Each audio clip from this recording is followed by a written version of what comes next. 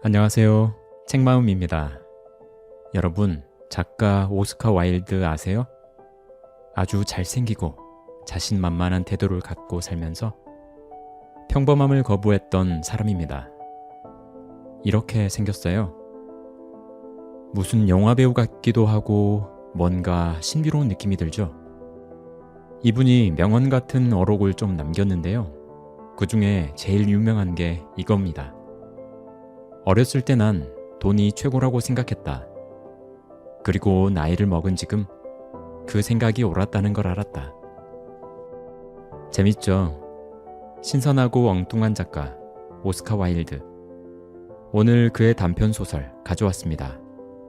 백만장자 모델. 왠지 기대가 되는데요.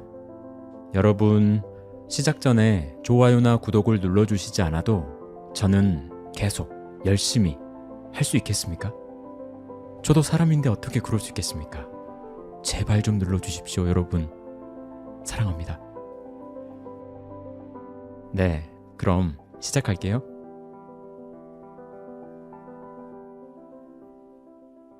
아무리 매력적인 남자라도 부자가 아니면 소용없다.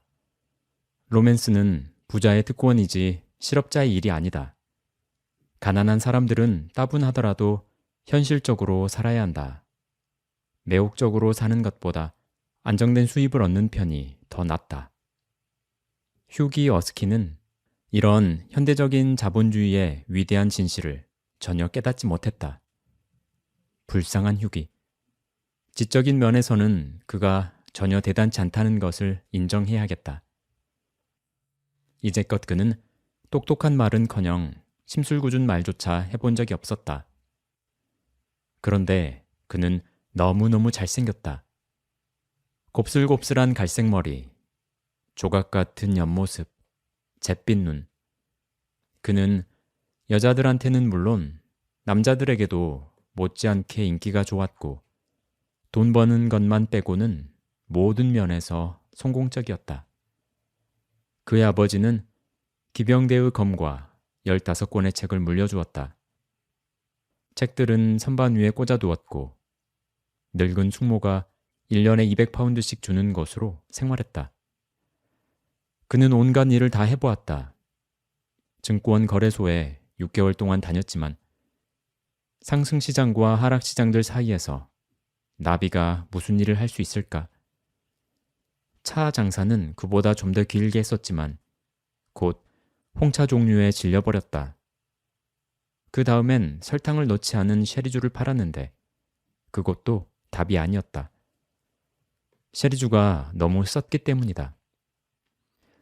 결국 그는 아무것도 하지 않게 되었다. 완벽한 옆모습을 가졌지만 직업이 없는 쾌활하고 무능한 청년이 된 것이다. 더 나쁜 건 서두에 말한 것처럼 실업자가 절대 해서는 안 되는 것, 바로 사랑에 빠져버렸다는 것이다. 그가 사랑한 소녀 로라 머튼은 은퇴한 대령의 딸이었다. 로라는 그를 사모했고 그는 그녀의 구두끈에라도 입맞출 기세였다. 두 사람은 런던에서 가장 잘생기고 아름다운 커플이었지만 돈은 한 푼도 없었고 대령은 휴기를 무척 좋아했지만 약혼에 대해선 말도 못 꺼내게 했다. 이봐, 1만 파운드를 모으면 오게. 그럼 그때 약혼에 대해서 생각해보지. 대령은 늘 이렇게 말했고 휴기는 그럴 때마다 너무 우울했다. 어느 날 아침 머튼 가족이 살고 있는 홀란드 파크로 가던 길에 휴기는 절친 앨런 트레버에게 잠깐 들렀다. 트레버는 화가였다. 사실 요즘은 화가가 아닌 사람이 거의 없다. 하지만 그는 예술가이기도 했다. 그리고 예술가는 좀 드문 편이다. 주근깨 많은 얼굴에 붉은 턱수염, 독특하고 거친 사람이었다. 하지만 붓을 잡으면 그는 진짜 거장이었고 그의 그림들은 엄청난 인기를 끌었다. 그가 휴기를 처음 보자마자 엄청나게 끌렸던 것은 순전히 그의 잘생긴 매력 때문이었다. 그는 이렇게 말하곤 했다. 화가가 알아야 될 사람들은 오직 어리석고 아름다운 사람들 뿐이야. 눈으로 보면 예술적 즐거움을 주고 대화를 하면 지적인 휴식을 주는 사람들 말이지. 멋쟁인 남자들과 귀여운 여자들이 세상을 지배해야 해. 적어도 그래야 된다고 생각해. 그는 휴기를 더 잘 알게 된 뒤에는 그의 밝고 활기찬 정신과 관대하고 대범한 천성 때문에 그를 훨씬 더 좋아하게 되었고, 그래서 자기의 화랑에 언제라도 드나들 수 있는 영구 입장권을 휴기에게 주었다. 휴기가 안으로 들어갔을 때 트레버는 근사한 실물 크기의 남자 거지 그림에 마지막 손질을 하고 있었다. 모델인 거지는 스튜디오 한쪽 구석의 단 위에 서 있었다. 주름진 양피지 같은 얼굴에 세상 처량한 표정에 시들시들한 노인이었다. 어깨 위에는 여기저기 찢어져서 누더기가 된 올성긴 망토가 걸쳐져 있었고, 두꺼운 장화에도 여기저기 기우고 떼운 자국이 있었으며, 한 손에는 거친 지팡이를 짚고 다른 손은 적선을 바라며 낡은 모자를 내밀고 있었다. 모델이 굉장한데요? 친구와 악수하면서 휴기가 속삭였다. 정말 굉장하지. 나도 그렇게 생각한다네. 저런 거지는 맨날 만날 수 없거든. 보물을 발견한 셈이지. 벨라스케스의 그림이 살아 움직이는 것 같단 말이야. 렘브란트라면 저 사람으로 위대한 조각을 만들었을 텐데 말이지. 트레버는 감동한 듯이 외쳤다. 하지만 휴기의 생각은 달랐다. 불쌍한 노인네. 어쩜 저렇게 비참해 보일까? 하지만 당신 같은 화가들에겐 좋은 영감을 주겠죠? 휴기가 말했다. 당연하지. 설마 거지가 행복해 보이길 바라는 건 아니겠지, 휴기? 트레버가 대답했다. 모델료는 얼마나 받죠? 긴 의자 위에 편안히 자리를 잡고 앉으며 휴기가 물었다. 1시간에 1실링이네. 트레버, 당신은 저 그림으로 얼마를 벌 수 있는 거죠? 이 그림으로 적어도 2,000원 받겠지. 우와, 제 생각엔 모델한테도 지분을 좀 나눠줘야 할 것 같은데. 그렇잖아요. 모델도 당신만큼 열심히 일하는 것 아닌가요? 트레버는 웃음을 터뜨렸다. 무슨 소린가? 말도 안 돼. 하루 종일 혼자서 물감칠하고 이젤 앞에 서 있는 게 얼마나 힘든 일인데. 좋아, 휴기. 어쨌든 그렇게 생각할 수는 있지. 예술이 육체 노동의 위험을 거의 이루어내는 순간도 있으니까. 이제 잡담은 그만하고 담배나 피우면서 조용히 있어줘. 지금 막바지 작업으로 굉장히 바쁘거든. 조금 뒤에 하인이 들어오더니 액자 가게 주인이 트레버를 만나러 왔다고 전했다. 트레버가 밖으로 나갔다. 그가 자리를 비우자 늙은 거지는 잠깐 쉬려고 뒤에 있는 나무 의자에 앉았다. 어찌나 쓸쓸하고 비참해 보이는지 휴기는 불쌍해서 견딜 수가 없었다. 주머니를 뒤져 돈이 얼마나 있는지 세어보니 금화 1개와 동전 몇 개뿐이었다. 불쌍한 노인네. 이걸 주고 나면 2주 동안 마차를 못 타고 걸어다녀야 할 것 같은데. 그래도 나보단 저 노인에게 훨씬 더 필요하겠지. 그는 그렇게 생각하며 스튜디오를 가로질러 걸어가 거지의 손에 금화를 쥐어주었다. 노인은 화들짝 놀랐다. 시들시들한 입술 위로 희미한 미소가 번졌다. 고맙습니다, 선생님. 정말 고맙습니다. 그가 말했다.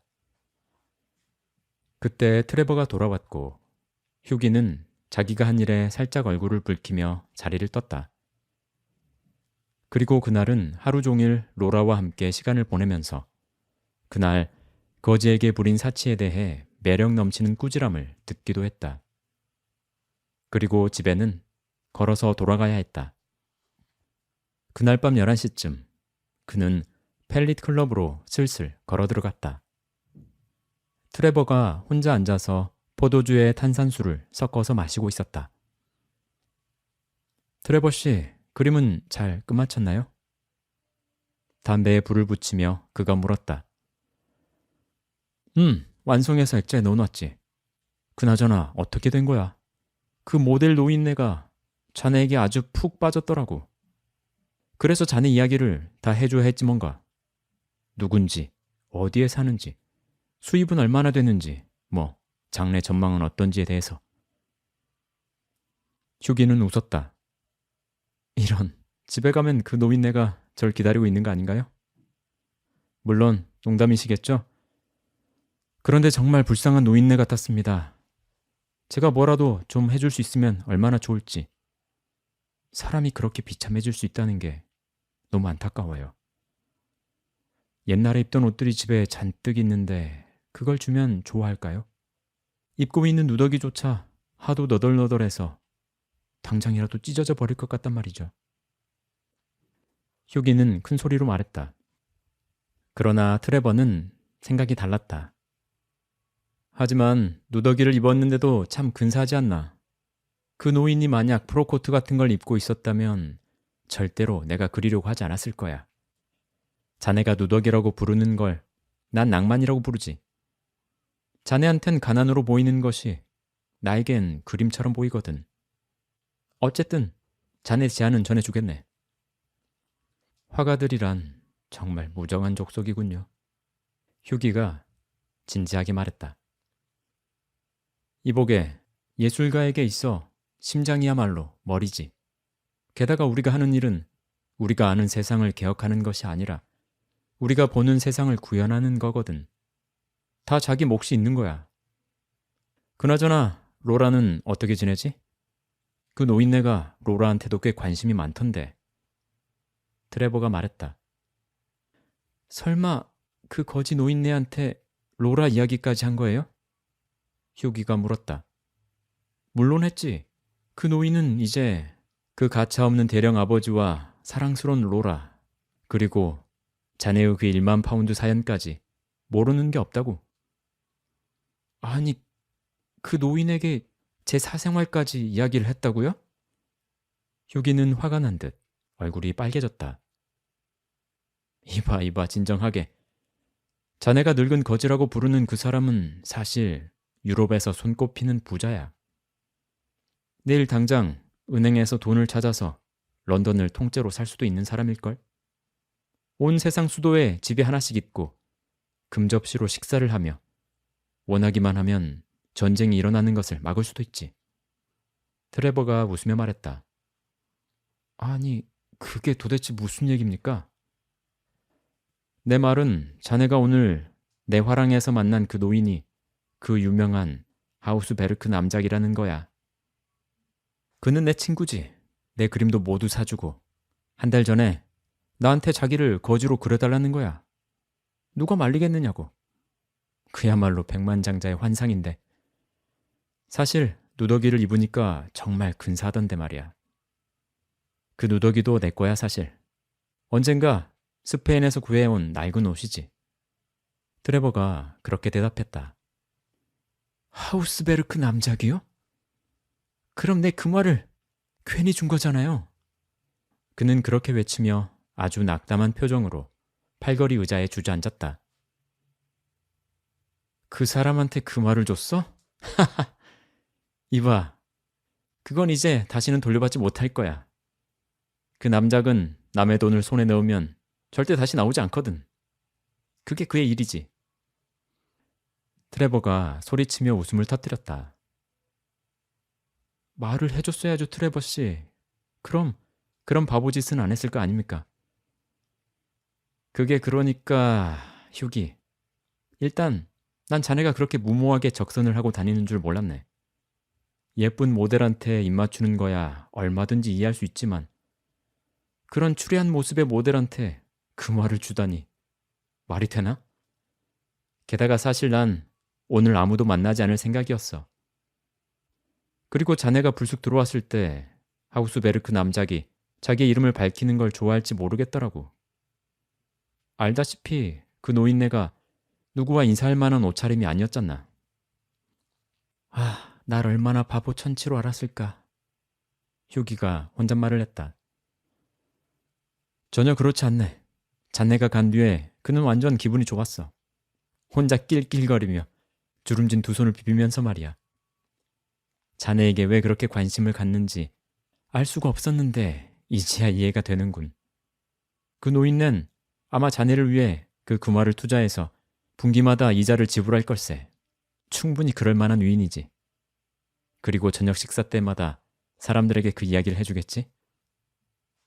트레버 씨, 전 가서 잠이나 자야겠습니다. 정말 지지리도 운이 없군요. 이 얘기 아무에게도 하지 마세요. 괜히 로라가 알게 되었다간 얼굴을 들고 다닐 수도 없을 테니까. 아니야. 그건 자네의 박애 정신을 보여주는 최고의 증거야, 효기.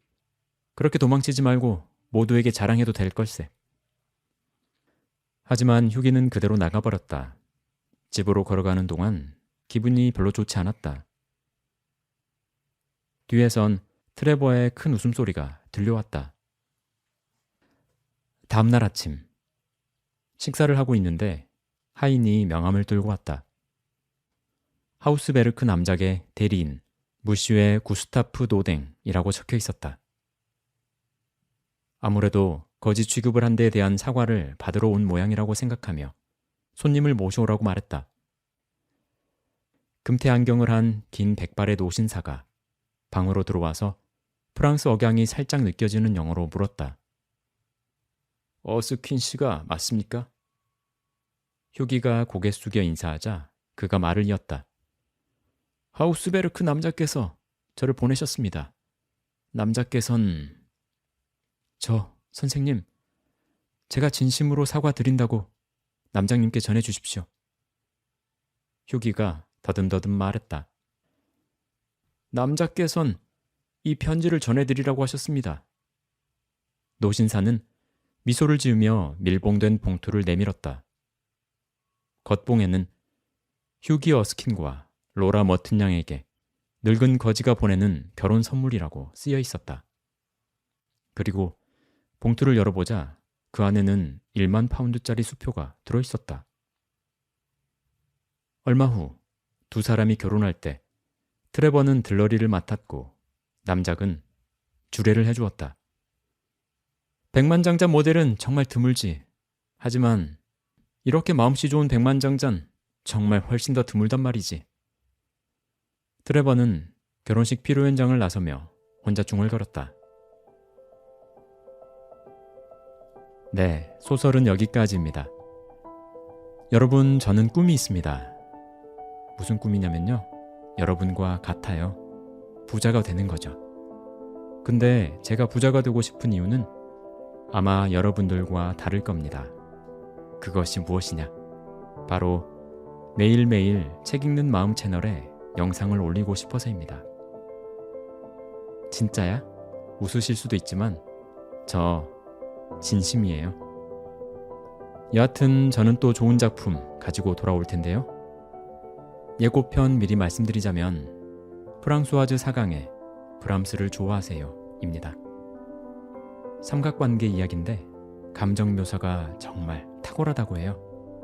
그럼 기대해주세요.